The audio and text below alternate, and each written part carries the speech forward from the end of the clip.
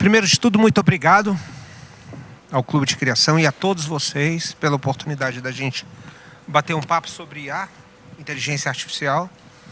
Bom, nossa intenção aqui não é estabelecer uma verdade única e muito menos ficar vendendo peixes de empresas, mas ver como é que isso afeta as pessoas no coração, na cabeça, na mão, na sociedade, na mão delas, né? O que a gente está vivendo é um processo de construção muito forte e também de desconstrução de coisas que já existiam, né? Aqui nós temos a Amanda Graciano, que é uma economista, fundadora da Trama, conselheira do Pacto Global da ONU. Nós temos o Dr. Fábio Becchielli, um médico, pesquisador, neuropsicofisiopatologista, né? Vocês já ouviram falar de programador de inteligência artificial? Esse homem programa células humanas. De verdade.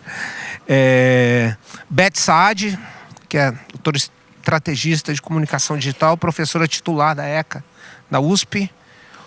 Paulo Aguiar, creator, né? Paulão.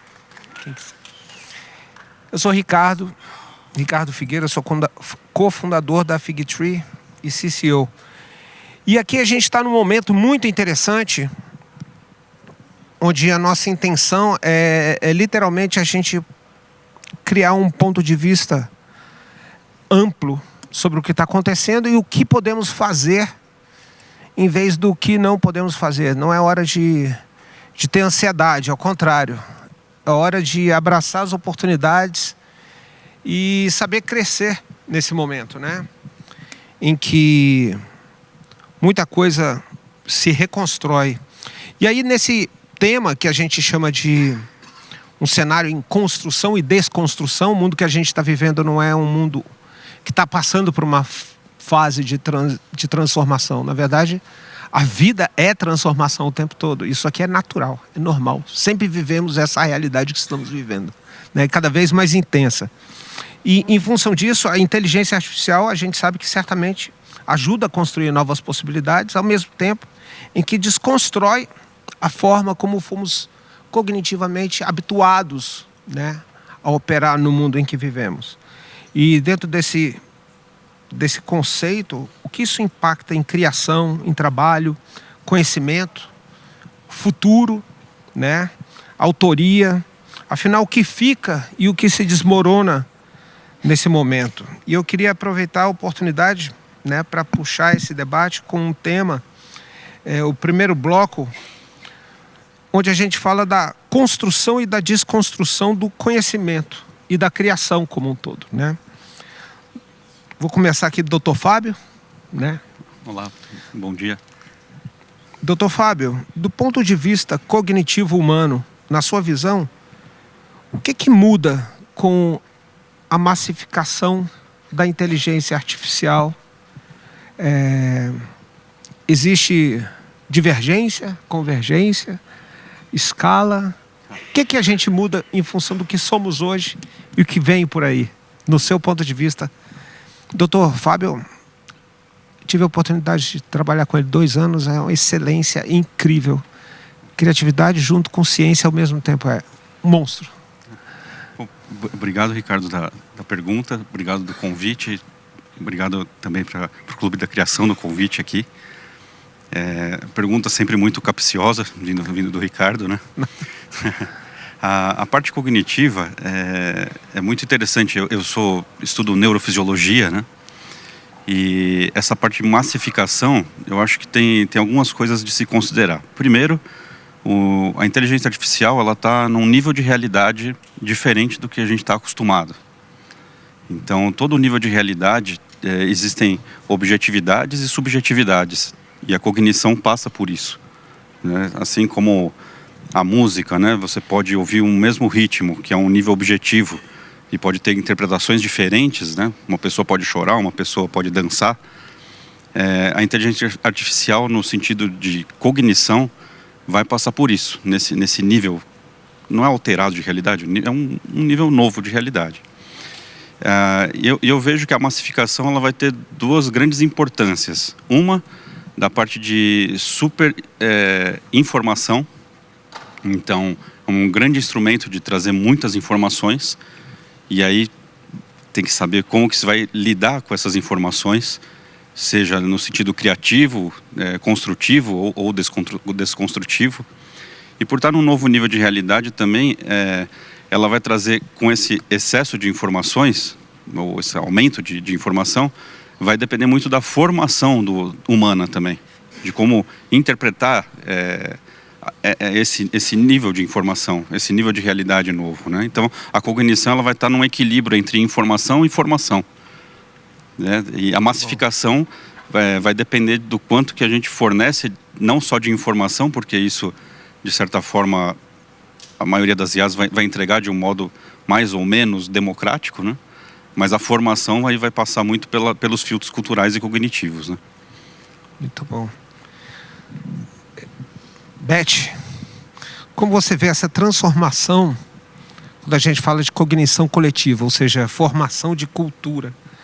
E também como é que isso impacta no valor da autoria, ou seja, autenticidade diante da escassez da autenticidade. Dois fatores super complexos que a gente não tem ideia de para onde vai. Como é que você vê isso? Obrigada, Ricardo. Olá para todo mundo. Eu agradeço o convite. É um prazer de ver essa plateia enorme. Muito obrigada. Bom, eu queria pegar o gancho do doutor, porque acho que a gente está na mesma linha de pensamento. Na verdade, na hora em que você vai para esse novo nível de cognição, a gente precisa se lembrar de dois aspectos, talvez três, que este novo nível traz, né? Um que o Paulo falou com bastante clareza, que é essa absorção do processo novo da inteligência generativa, né? E isso depende da capacidade humana de absorver, entender e usar e aplicar. E eu vejo que aí está o problema, ou está o ponto, não vou falar problema, mas um ponto importante para a gente prestar atenção, especialmente quem trabalha no mundo de comunicação, da cultura, do provimento de informações, né? Então, como a gente sabe que tudo que é inteligência artificial, a generativa especialmente, e o que vier depois da generativa, porque virá, a gente precisa ter clareza que isto é alimentado por nós mesmos. Ela produz resultados a partir daquilo que ela se alimenta. E ela se alimenta do que nós oferecemos nesta interação com todos os sistemas, na interação com as redes sociais. E ela produz resultados a partir do nosso perfil social e cultural. Daí que a responsabilidade é nossa, de obter boas respostas da inteligência artificial. Claro que saber usar também, né? Saber fazer prompt e tudo mais tem tudo a ver. Mas ela produz o que somos. É isso. Existe um grande espelho nisso, né? Exatamente, exatamente. Paulo, vocês devem conhecer, um creator incrível. Monstro no uso criativo das ferramentas e de tudo que vem por aí. Você vê o processo mesmo e a IA como uma ferramenta de produção, ou você vê ela como um novo campo de imaginação mesmo? Como é que você vê? Tipo, existe distinção entre produzir, aproveitar, fazer um mashup de tudo que está à nossa volta, ou você vê um potencial gerador de insights, de possibilidades, de coisas que nunca foram concebidas do ponto de vista de significado mesmo? Como é que você vê isso, usando no seu dia a dia? Bom dia, galera. Obrigado, Clube, pelo convite. É sempre bom demais estar aqui. Eu amo esse festival. É maravilhoso. E eu sempre fico meio nervoso, assim. Eu tava tranquilo, aí você falou meu nome e fiquei um pouco tenso. Mas vou te chamar de Paulinho. Eu acho que obrigado. Eu acho que a IA, ela é um amplificador de tudo que a gente faz, assim. A gente estava comentando ali atrás, né? As pessoas ficam, a IA vai te deixar mais criativo e tal. A IA vai fazer mais do que você já faz, assim. Se você é um bom criativo, se você é curioso, você vai ser melhor e você vai conseguir fazer mais. Se não, você só vai fazer o seu trabalho ruim mais rápido, assim. Que é um problema para os outros que acompanham ele. Mas no sentido de... a questão de produção e imaginação, eu acho que ela é a maior ferramenta imaginativa que a gente já teve, porque ela materializa a nossa imaginação de uma forma que a gente nunca viu antes. Perfeito. Então hoje, o espaço entre ter uma ideia e ver ela materializada ao ponto que ela pode ser lançada, seja um protótipo ou seja um trabalho final, ele encurtou muito, assim. Então, para quem cria, eu acho maravilhoso. Que é você materializar o que você está imaginando e ver se o que você está imaginando realmente é legal. Se as pessoas vão gostar e tudo mais. Então, no meu ver, a parte mais fantástica dessa história é poder usar tanto para imaginação quanto para produção e cada vez mais ver essas coisas se tornarem uma só. Né? Então, eu tive uma ideia, vou materializar ela muito rapidamente, com um nível de qualidade que não é o ideal, mas é o suficiente para a gente ver se ela para de pé. E eu acho que essa é a parte mais fantástica, assim. Maravilhoso. E do ponto de vista, parece que a gente nunca vai deixar de ser um curador. Tudo que a gente põe para dentro vai sair para fora. Em escala. Não, né? Total. No fim, a mensagem, a ideia é mais importante do que nunca, eu acho. Assim, assim. Senão você faz bobagem em escala também. Amanda, prazer enorme. Obrigado por você estar aqui com a gente também. Como é que você vê isso que a gente está falando nos impactos na economia, né? Na economia criativa ou a economia do conhecimento? A gente sempre viveu muito e dependeu muito de assets como royalties, como ser donos de informação, de uma verdade, de um padrão, de qualquer coisa dessa natureza. Como é que você vê isso quando a gente, até em termos de negócio, quando a gente viabiliza algo que é quase temporal até que venha um novo e se sobrescreva dessa realidade, né? E o novo vem daqui 5 minutos, né? Exatamente. Não necessariamente que o novo vai demorar muito tempo. Gente, bom dia. É um prazer estar aqui. E eu vim dizer que eu vim aprender, né? Porque, assim, tá cada um falando assim, meu Deus, é verdade, concordo. E agora, o que mais eu posso acrescentar aqui? Mas sabe que quando eu penso... Tem uma coisa interessante sobre economia, né? A economia diz pouco a respeito sobre dinheiro. Não sei necessariamente se vocês sabem disso. Mas é porque o dinheiro é a única mercadoria que a gente troca por tudo. E aí, por isso que se torna tão importante. Mas não necessariamente sobre dinheiro, né? É sobre como a gente aloca as coisas que a gente precisa para viver, né? Você troca dinheiro por casa, por roupa, etc. Até agora, né? Não sei, vai que daqui a alguns anos o ser humano decide... O dinheiro, ele já é tão digital, né? Pelo menos na nossa realidade. Então, pode ser que as coisas mudem. Mas sabe uma coisa que eu percebo? Especialmente, o que o Paulo fala para mim faz muito sentido. Assim, a gente saiu de um lugar de... quem tem os melhores profissionais e quem detém o melhor conhecimento para quem faz a melhor curadoria. Porque no final do dia, usar mais ou menos, se todo mundo aqui usar mais ou menos, a gente vai ter as mesmas respostas.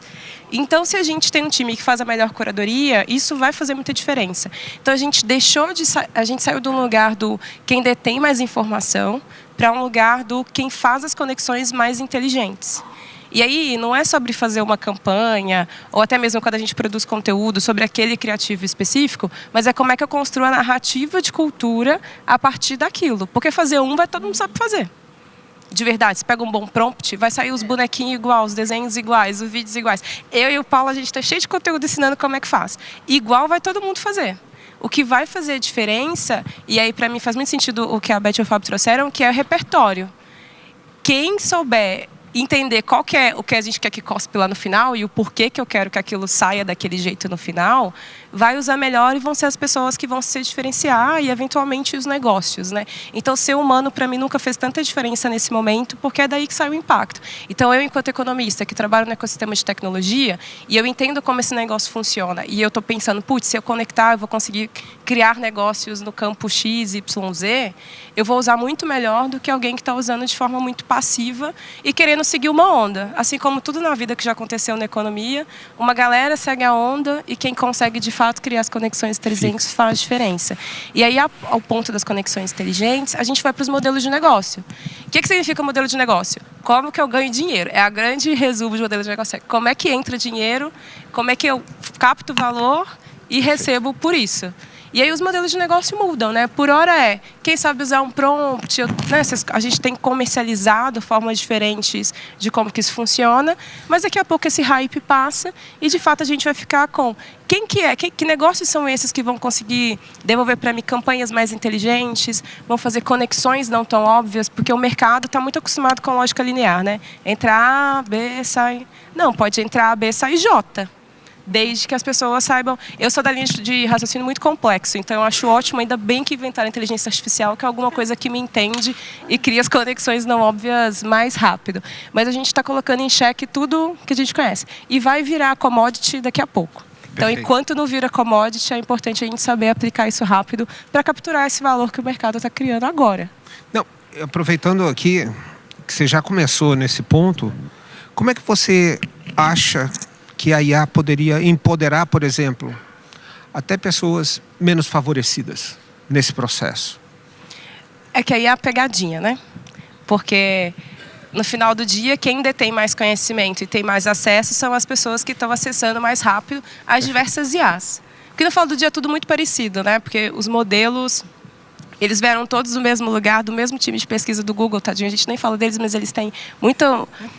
O time de pesquisadores e acadêmicos lá atrás, eles têm um papel fundamental no tipo de revolução que a gente está tendo agora. O desafio é uma grande ferramenta para democratizar o acesso à informação. Cara, é muito legal. Perfeito. Essa ferramenta leu tudo, graças a Deus. Então, eu consigo conversar, aprender. Todos os modelos têm lá a caixinha da gente estudar e aprender. Aquilo ali é genial. O desafio nem todo mundo tem internet em casa, não sei se vocês sabem. Muito menos internet no celular que dura 24 horas por dia. Isso não é uma realidade do país que a gente vive ainda. Então, torna desafiador a gente achar que está todo mundo tendo acesso às mesmas coisas. Isso não é uma verdade ainda. Então, se a gente conseguir... Tem alguns governos ao redor do mundo que já tornaram acesso a algumas inteligências artificiais e tentaram democratizar. Mas ainda também a gente está falando de países que são muito ricos, né? Que estão numa camada social maior. Hoje eu penso muito que quando a gente fala de democratizar o acesso a conhecimento, a gente fala de dar condições básicas, desde saneamento básico, que vocês não vivem bem, não dá para fazer nada bem, mas também dar o acesso a essas ferramentas que vão fazer as pessoas aprenderem mais e eventualmente ter novas carreiras, né? Eu falo de um acesso básico à internet e depois, porque todos os operadores agora de telefonia estão dando uma IA para quem assina, porque é commodity, né, no final do dia. Então, eu acho que aqui a gente tem um lugar de uma ferramenta que democratiza de fato, mas a gente não tem a estrutura suficiente para dar acesso para as pessoas terem isso de fato. O que eu escrevi uma vez, isso num artigo esse ano eu escrevo no Estadão uma vez por mês no Caderno de Economia, e aí eu escrevi que a gente pode estar diante de um grande motor de desigualdade cognitiva, que a gente volta para o que a gente estava falando aqui logo no início, que se eu tenho uma classe social ou classes sociais que tem acesso mais rápido, a gente pode acabar ou diminuindo essa lacuna, ou a gente está aqui criando um grande risco da gente aumentar a desigualdade social que a gente tem no Brasil, que antes era pacote Office, né, que a gente tinha que colocar no currículo, agora a gente tem que colocar IA, porque não faz diferença se faz a apresentação, porque tem diversas ferramentas que vão fazer isso. Então, para mim, aqui a gente vive de fato um dilema. E me preocupa, quando eu começo a falar de IA, eu comecei a escrever conteúdo de inteligência artificial porque eu convivo com C-levels. Esse pessoal é genial, ótimo. Eles vendem tecnologia, eles não sabem usar a tecnologia. E aí eu comecei a escrever porque quando eu me vejo ali o pessoal falando do jogo do tigrinho e querendo legislar sobre, não tem como criar leis e regras de um negócio que você não sabe nem abrir. Tipo, como é que a pessoa joga? Se você não sabe como é que a pessoa joga, como é que você está criando lei para impedir ou não que essa pessoa jogue? E IA vai ser a mesma coisa. Como é que eu vou criar as regras de governança? Se você não usa, você não sabe botar regra. Acho que talvez essa seja um dos grandes motivadores, porque eu acho que quando a gente fala das pessoas que vivem em situações de menos favorecidas, existe um fator de intenção, né? E, por exemplo, a gente sabe que na África existem hubs de inovação inacreditáveis, por quê? Porque é um continente que vive sem estrutura, né? Infraestrutura. E eles hackeiam tudo que a gente levou 20 anos para construir. Eles criam formas de não precisar disso para estar na frente, inclusive, do que os Estados Unidos, por exemplo, fazem, né? Eles inventaram como moeda o SMS, né? Porque não tem estrutura, não tem. Então vem uma oportunidade incrível aí também. O que o Paraisópolis pode fazer com o IA? O que o Brás pode fazer com o IA?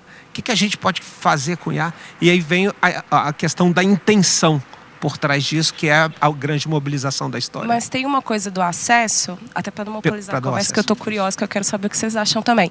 Mas essa galera também não está esperando que a gente vá lá salvar eles. Assim. Não. O que eles fazem é muito mais evoluído do que a gente. Muito, eu acho a periferia, para mim, é o lugar mais interessante que tem. Assim. Eu acho que a Faria Lima massa, mas tem. O Brasil é o melhor lugar do mundo e ele se materializa em melhor lugar do mundo nesses lugares. Assim. Mas se a gente dá acesso, essas pessoas são capazes de fazer coisas muito mais incríveis do que a gente está aqui nessa sala, especialmente por causa do repertório, né? A gente só consegue mudar o problema que a gente conhece. Então, por mais que eu vou fazer essa campanha, eu vou fazer esse projeto, isso vai ajudar a massa. Se a gente não incluir essas pessoas nesse processo criativo desde o início, a gente nunca vai resolver. Vai sair só a consciência, porque essas pessoas estão resolvendo a vida delas sem tecnologia. Por isso que eu penso, é uma grande oportunidade. Porque se está mudando a vida de quem já tem muito acesso e já tem uma qualidade de vida, imagina você dar acesso, dar informação numa caixinha, nesse negócio que acompanha todo mundo, porque dorme com a gente, acorda com a gente, almoça com a gente e tal, para potencializar conhecimento, carreiras. A gente está diante de uma mudança que ela pode ser incrível, ou a gente vai aumentar o problema e aí a gente vai ter que lidar com ele logo mais. Beth, olhando as narrativas digitais, hoje elas são orgânicas e soltas. Considerando a AI como uma centralização da verdade, vamos dizer assim, como é que você vê... nós temos verdades mais firmadas ou uma realidade mais distorcida e pulverizada, vamos dizer assim? Como é que você vê isso sendo na cadeira acadêmica? Como é que você vê essa realização da concepção de mundo? Nossa.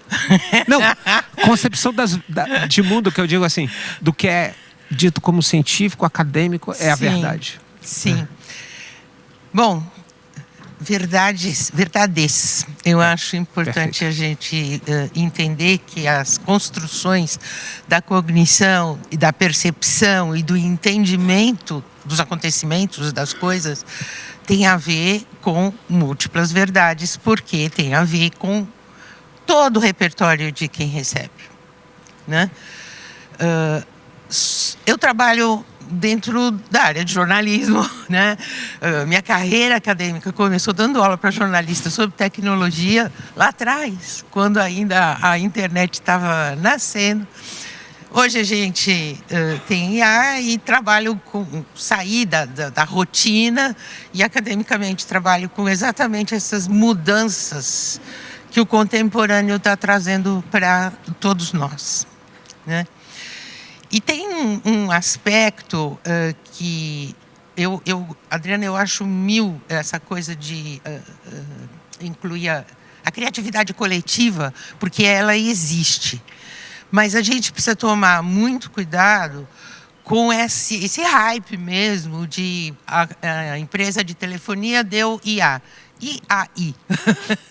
Não é? O que acontece quando você tem uma IA no telefone e você delega para esta senhora coisas que talvez ela te devolva de uma maneira meio invertida, né? As chamadas alucinações, né? E acho que a gente tem ainda, pensando na população em geral, né? Não quem está trabalhando ali, né? Todo o tempo, mas pensando na população em geral, do jeito que lá atrás falava, deu na Globo, ou deu na Veja, vai sair, deu na IA. Ou eu consultei aqui a minha IA e ela disse isso. Será?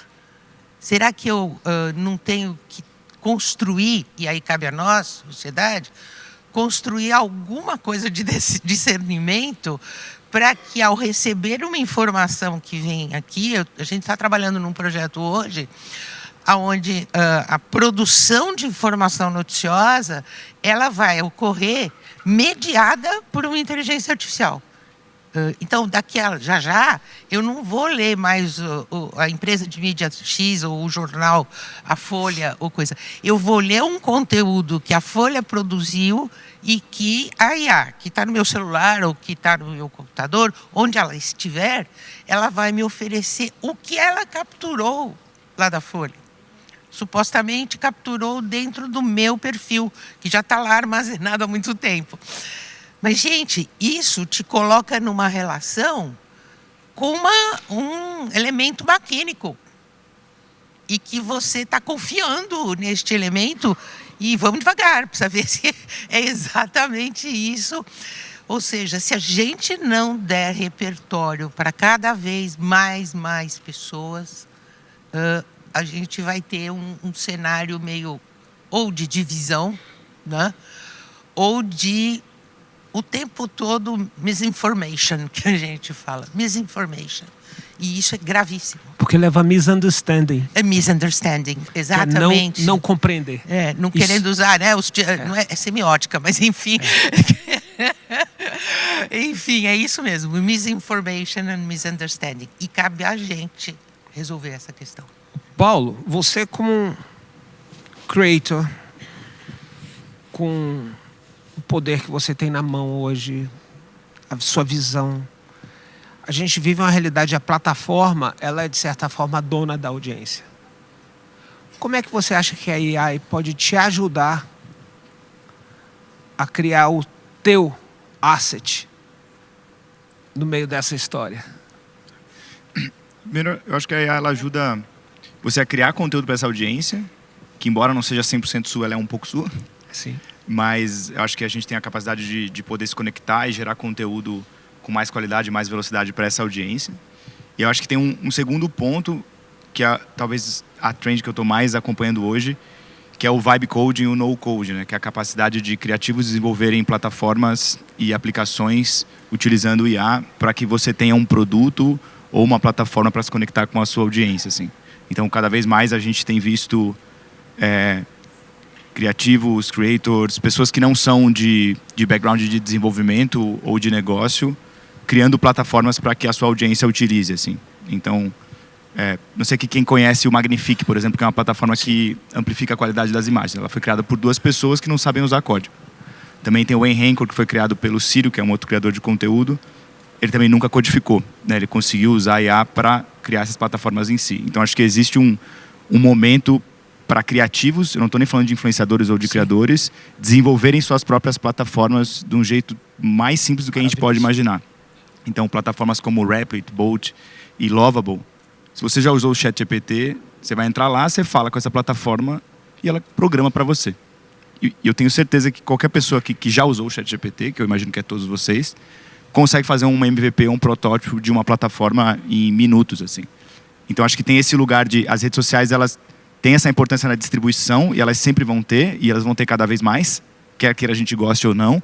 Mas a capacidade que a gente tem de colocar conteúdo de melhor qualidade lá, ela aumenta. Perfeito. E a capacidade que a gente tem lá de desenvolver produtos e aplicações, ela se apresenta de uma forma que ela nunca existiu antes, assim. Então, acho que existe esse lugar de usar esse domínio que as redes têm para espalhar mais a mensagem e também poder criar produtos nossos, assim. Perfeito. Maravilhoso. Doutor Fábio, a gente falou aqui de curadoria, né? Ou seja, cada resultado de uma IA é uma proposta de uma resposta. Não é uma verdade, né? É uma proposta. E a gente, por exemplo, a gente está falando de pegar informações, como o Paulo falou, de criar coisas. E a gente está o tempo todo num processo de escolha, né? A partir do momento que essas escolhas, né, na nossa vida passam a ser mediadas por tecnologia, por algoritmo e coisa do tipo, o que acontece com a nossa autonomia cognitiva, a nossa própria capacidade de decidir, né? A gente entorpece de alguma forma e vai no flow e só espera o dia anoitecer e a gente fica vivendo um dia após o outro? Como é que você vê isso? Ricardo, tentar ser breve, né?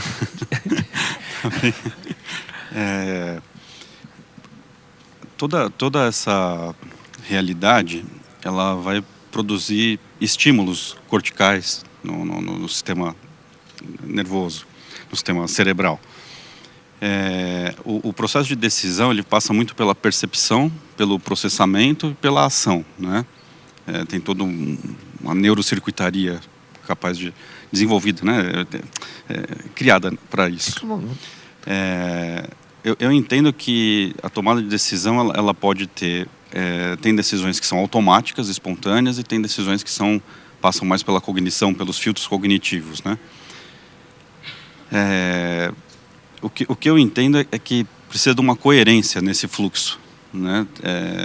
E aí, de novo, a gente vai bater na mesma tecla que são os filtros culturais e todo o arcabouço de memórias e experiências que cada indivíduo teve, né? Seja pelo aspecto patológico, traumático, que vai inibir processos de decisão, ou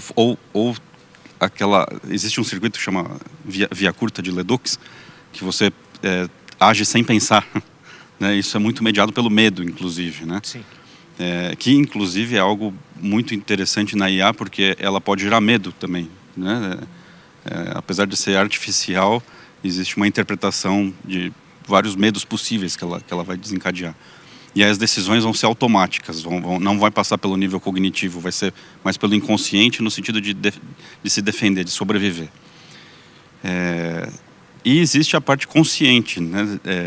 Hoje é muito estudada a variabilidade de frequência cardíaca, que é a coerência do coração, da frequência cardíaca com o cérebro, né? É uma das formas de medir estresse, de medir resistência a estresse, resiliência, essa sincronia cérebro-coração, né? Usado muito, inclusive, nos gadgets, né? Apple Watch e tudo mais. É um jeito de verificar estresse. Eu falo disso porque a minha especialidade, né, esse nome comprido, eu basicamente atuo na biofísica da adaptação ao estresse.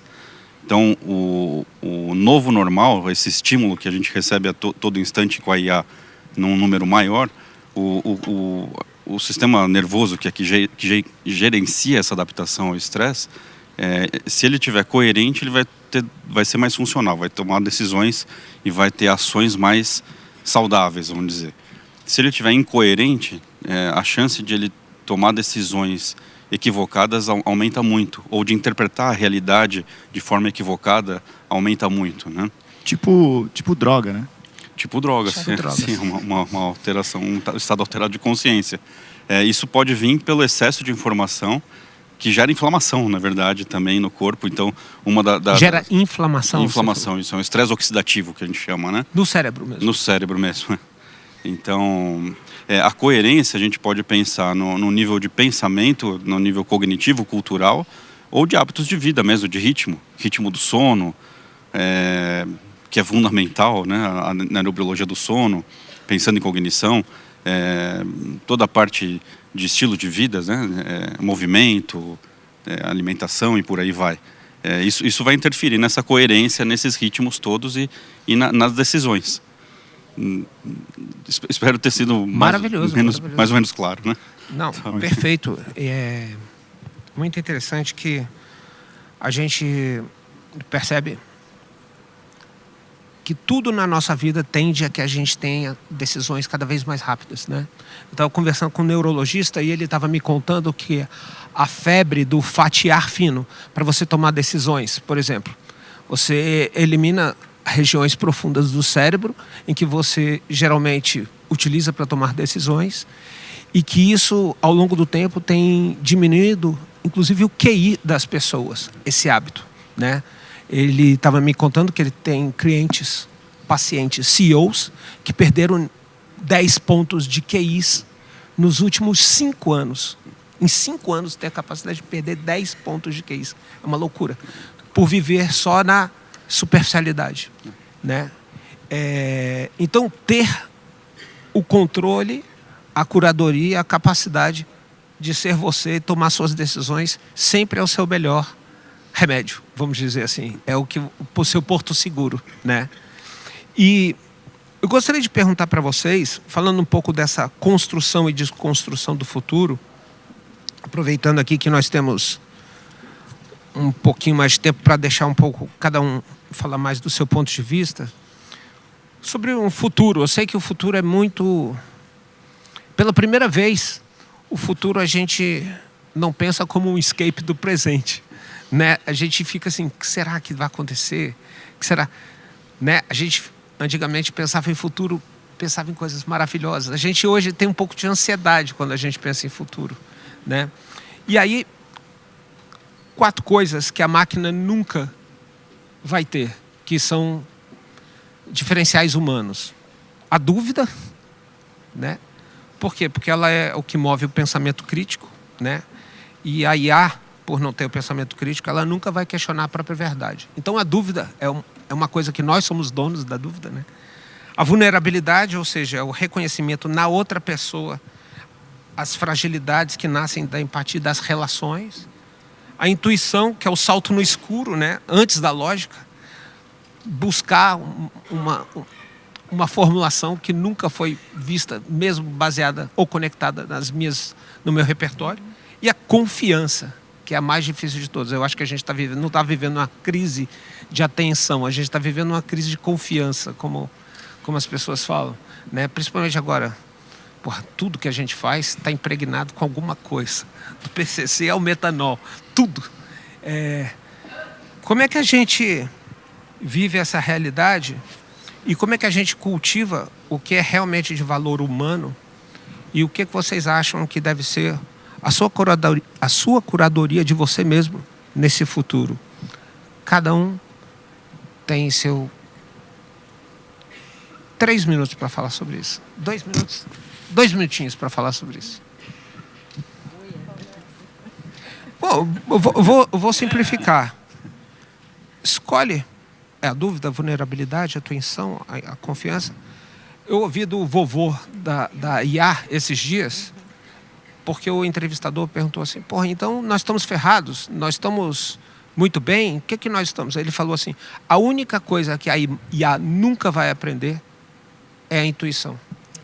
Então, assim, como na opinião de vocês acham que vão sempre poder se diferenciar diante de um universo que se torna competitivo, inclusive por máquinas? Eu vou falar. Fica à vontade.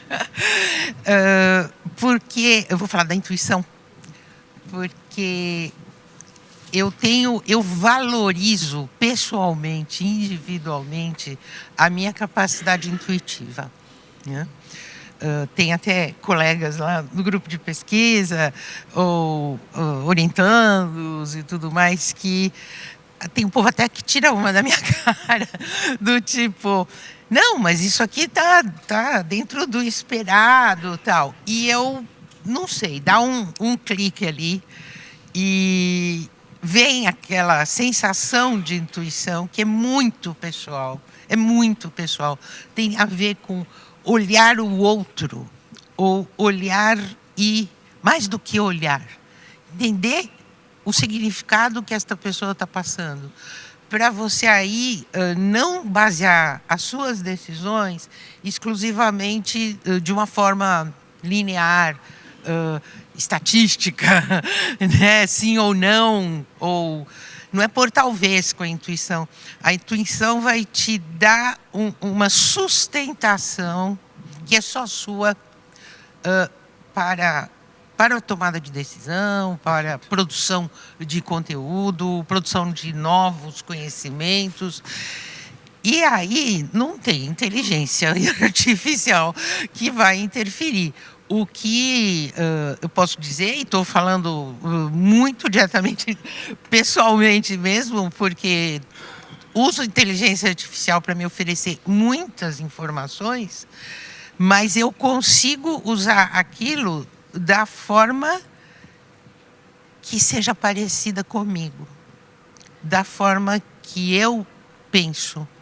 E isto não tem inteligência artificial que resolva. Ela pode me dar um cenário, um espectro de tudo que está aí.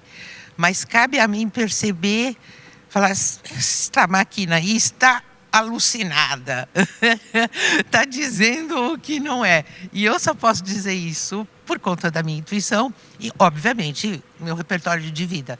Mas eu valorizo demais. Eu acho que a gente não pode abrir mão da intuição e até estimular. Quem tem pouca intuição, presta atenção, faz um pouco mais. Eu acho que propósito e bom gosto são as duas coisas mais importantes e humanas nesse momento para quem vai trabalhar com IA, assim, que é justamente as duas pontas, né? Quem decide por que aquilo merece ser criado, no mundo onde qualquer coisa pode ser criada hoje, o que vale a pena ser criado, assim? E lá no final, quem tem bom gosto e repertório suficiente para entender se aquilo está bom e entender como aquilo pode ser melhor. Falando da parte criativa, que é onde eu passo boa parte do meu tempo hoje, a grande maioria dos resultados da IA, o primeiro resultado ele é medíocre ou muito ruim, assim. Quem tem a capacidade de levar isso para um outro nível são as pessoas com bom gosto e repertório, assim. Isso é extremamente humano e isso é difícil de ensinar. Eu hoje ensino IA para muitas pessoas e eu tenho me questionado muito até quando a gente vai ter que ficar ensinando ferramentas que são tão simples e quando que a gente vai parar a ensinar o que realmente importa, que é capacidade criativa, mensagem, capacidade analítica, resiliência, liderança e bom gosto, que é uma coisa difícil de ensinar e que a gente demora muitos e muitos anos para fazer, assim. Eu acho que essa é a parte humana mais importante. E para fechar, que eu sei que provavelmente é a última vez que eu vou falar, que o tempo aqui é muito curto. Me sigam aí, paulo.ia. Posto conteúdo todos os dias. Eu sou um cara bem imediatista. Eu acho que o único jeito de entender o futuro, você precisa entender o presente antes. Eu acho que muitas vezes a gente não entendeu o presente, assim. E as ferramentas que a gente tem hoje já são o suficiente. A gente tem que parar de falar de IA como coisa do futuro e olhar para o que a gente tem hoje, assim. Não sei se vocês viram o lançamento do Sora. Faz 3 dias. É a coisa mais impressionante que eu já usei na minha vida. Nos últimos dias eu criei 300 vídeos. E eu queria só usar esse ponto porque a gente precisa usar mais as ferramentas. 300 vídeos, em média, entre criar eles e assistir eles, eu gastei 1 minuto por vídeo. Dá 300 minutos. Agora que eu acho que eu estou começando a aprender a usar a ferramenta. E eu vejo muitas pessoas que testaram 1, 2, 10, 20 vezes e acham que o negócio não funciona. Então a gente precisa ir muito mais a fundo, assim, experimentar muito mais. E quando eu vejo tantas pessoas criativas aqui que eu conheço, a coisa que o universo de IA mais precisa são pessoas como vocês, porque eu acho que as pessoas aqui são as que mais entendem o que merece ser criado. E são as pessoas que têm bom gosto para saber se isso merece ser publicado e como melhorar. E é isso. Bom gosto para saber se isso merece ser Perfeito. publicado. Isso é um grande take-out aqui. Incrível. E bom gosto vem com repertório, né? Você precisa ter um tempo de estrada, que não está necessariamente ligado à idade, mas tem que ter uns 300 vídeos. O Paulo falou, eu falei, nossa, Paulo, vai descansar, né? Dormir um pouquinho. Tá? Foi errado. Mas para mim tem uma coisa da intuição e para mim tem uma outra coisa da cultura, que é uma maquininha de repetir. É uma equação com bilhões de variáveis e que ela é muito boa de trazer a próxima coisa. Por isso que quando tem um bom prompt, uma boa conexão de coisas não muito óbvias, ela cospe o que a gente imaginou pela nossa capacidade de explicar para ela o que a gente quer. Como é um negócio que estudou tudo que existe por aí, pelo menos na internet, parece mágica. E aqui eu acho que está a grande pegadinha, que a gente, usando essa ferramenta, sem as ferramentas, né, as tecnologias, elas são só um meio. Então é assim, a única coisa que a gente vai conseguir fazer é criar um tanto de coisa que já existe. De alguma forma, essas coisas já estão por aí. A única forma, de fato, da gente olhar para esse futuro, para resolver os problemas que a gente ainda não resolveu, é colocando o nosso elemento mais humano.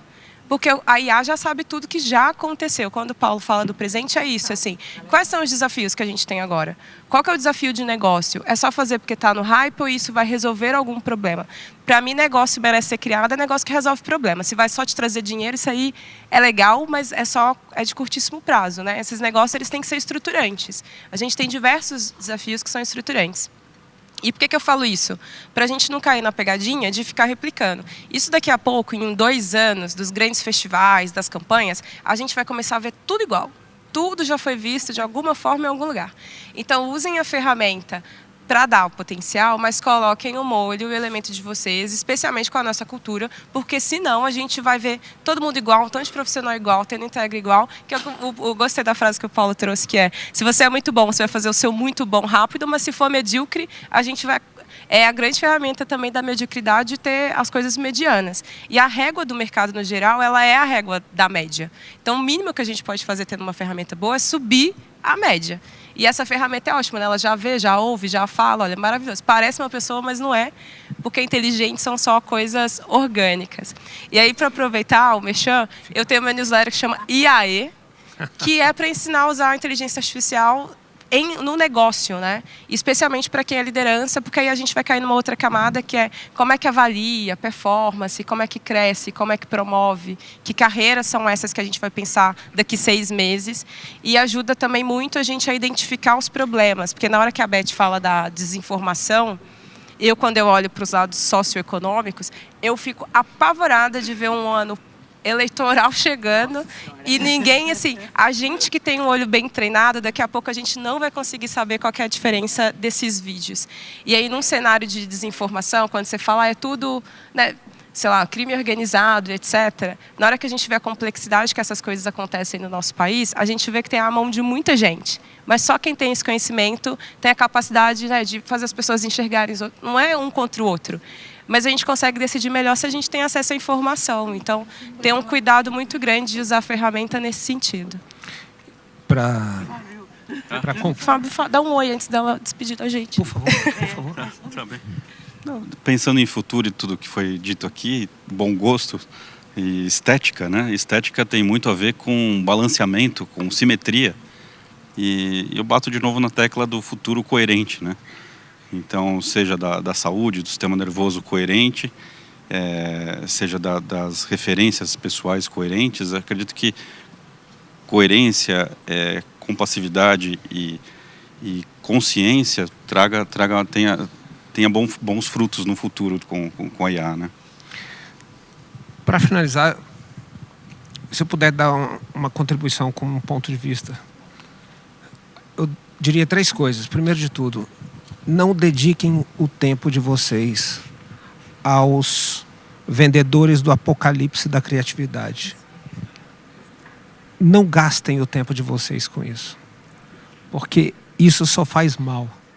Nós estamos criando com AI uma fábrica de certezas.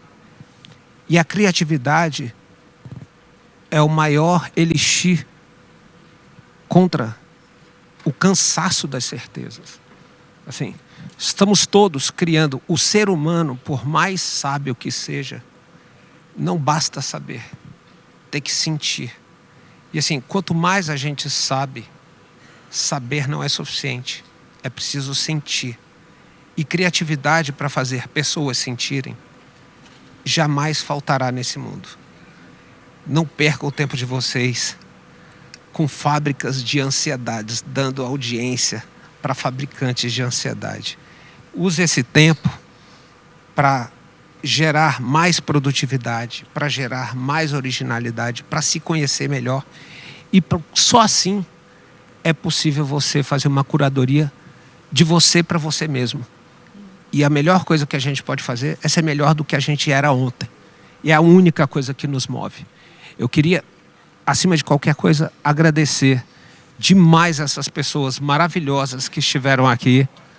Muito obrigado. Eu acho que eu nunca aprendi tanto em tão pouco tempo. Foi incrível. E agradecer ao Clube de Criação por essa pauta maravilhosa. Essa oportunidade que a gente tem de dividir com vocês. Mais do que tudo, fé no ser humano. Desculpa. Uhul. Obrigada, pessoal.